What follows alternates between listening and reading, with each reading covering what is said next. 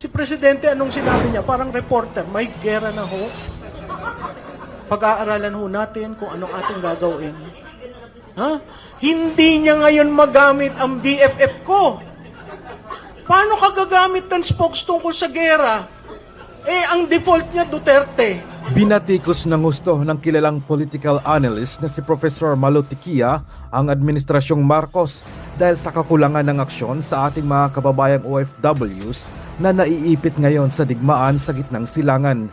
Ayon kay Tiquia ay tila naging vlogger o reporter na lamang si Bongbong Marcos at hindi malaman kung anong hakbang ang gagawin sa lumalalang tensyon sa Middle East na kung saan maari din tayong madamay dahil sa mga EDCA sites ng Amerika sa ating bansa na mas lalo pang dumami dahil sa pahintulot ni Bongbong Marcos.